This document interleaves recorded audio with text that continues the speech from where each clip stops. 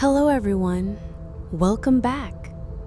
Tonight, I want to tell you a story about a water spirit of the forgotten river, a folklore from Asia.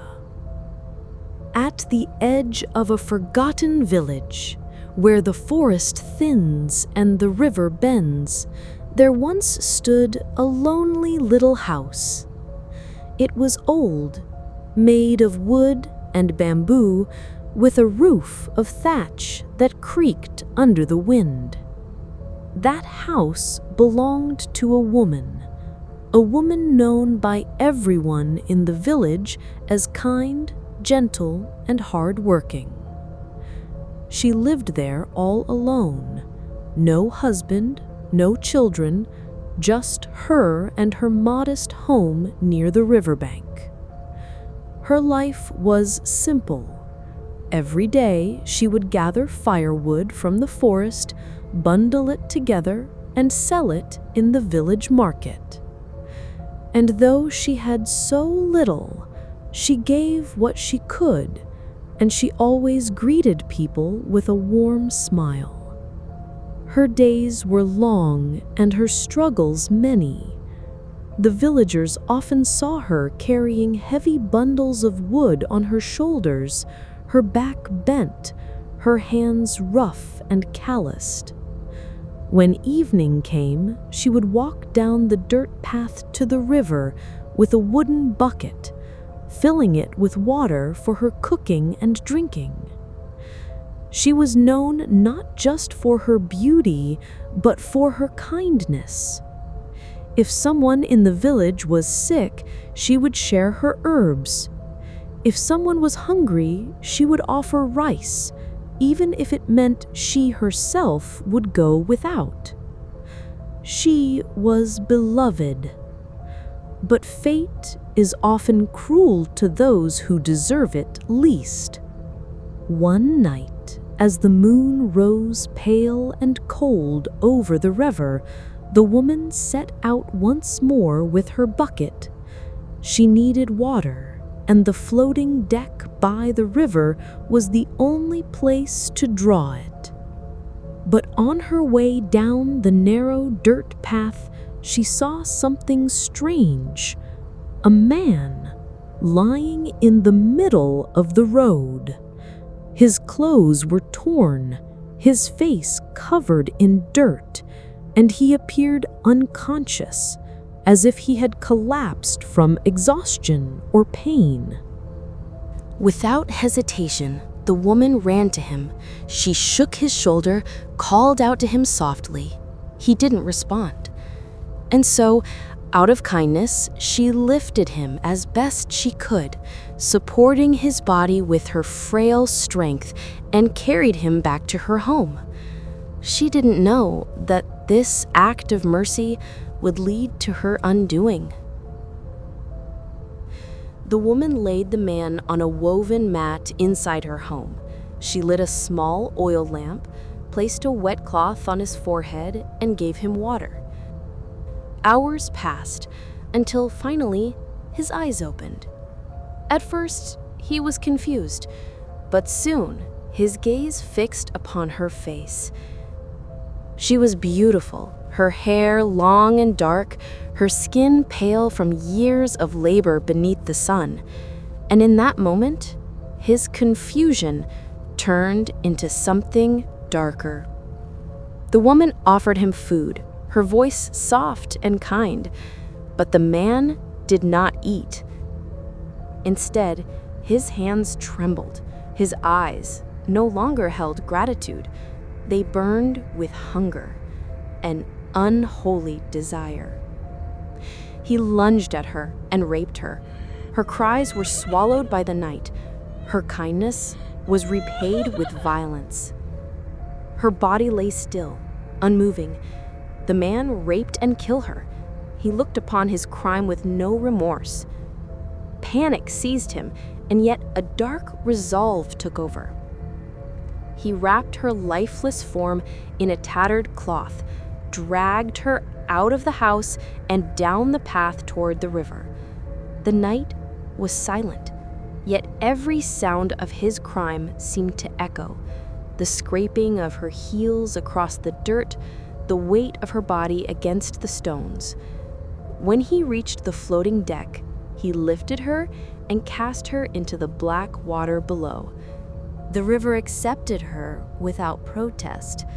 Ripples spread, then disappeared, as if the water itself had swallowed her secret whole. The next morning, the villagers noticed her absence. She was always at the market early, selling her firewood, yet her place remained empty. Whispers began to spread. Had something happened to her on the forest path? A few villagers went searching. By the river, they found only her wooden basket, overturned in the dirt, its bundle of wood scattered. No footprints, no signs of where she had gone. And so the questions grew. But no one knew that beneath the river's calm surface, she lay waiting, silent, unseen. Her story was far from over. That night, the village did not rest easy. A young man walking home late swore he heard something by the river, a voice, soft, broken, crying. He stopped on the dirt path, listening. The sound was coming from the floating deck, but when he peered through the mist, there was nothing. Only the river, black and endless, flowing beneath the moonlight. Frightened, he hurried away. But he was not the only one who heard it that night. Others, too, whispered of sobs and splashes echoing from the water. Days later, another villager claimed to see something. A shadow, a woman, standing on the floating deck of the river. She was bent slightly forward, wooden bucket in her hands, lowering it into the water, just as she had done in life. Her movements were slow, too slow, unnatural, and when she blinked, she was gone. The bucket remained on the deck, wet, dripping, but the woman had vanished. Her little house by the river was left empty. The door hung loose on its hinges, the roof sagged, the floorboards rotted with damp. No one dared to live there again. Villagers said at night they heard footsteps inside. They heard a woman's soft voice humming, the same lullabies she once sang while working. But when anyone approached the door, there was only silence and the smell of river water, thick, heavy, as if the river itself had seeped into the walls. One night, a fisherman wandered too close. They say he saw her on the floating deck, a pale figure, her back turned, hair dripping with river water. He called out to her, but the woman turned, her face pale, eyes empty. The man's scream echoed through the trees. By morning, his boat drifted alone, empty on the water. Fear spread through the village. People whispered warnings. Don't go to the river after dark. Don't answer if a woman calls your name from the water. Children were kept indoors. Fishermen avoided the river at night. But the crying, the sobbing, it never stopped. Each night, it grew louder, closer. One morning, a villager found something strange.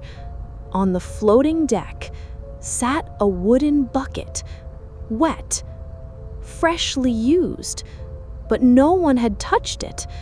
And when he looked closer, the water inside was dark, thick, almost red.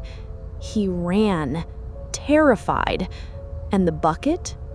By evening, it was gone. The villagers began to believe the river was cursed. Cattle refused to drink from it. Lanterns placed by the shore would suddenly go out. Those who dreamed of the river never woke up the same. The woman's presence was no longer just at the deck. She lingered by the shore, by the trees, in the fog, always watching. Years later, an outsider came to the village, a man of reason, skeptical, arrogant. He heard the stories, the warnings, the whispers. He laughed at them. "Ghosts don't exist," he said. He vowed to spend the night by the river to prove them wrong. The man walked to the floating deck, lantern in hand, eyes searching, but there was nothing. No woman, no bucket, only silence. He smirked. "See? Just stories."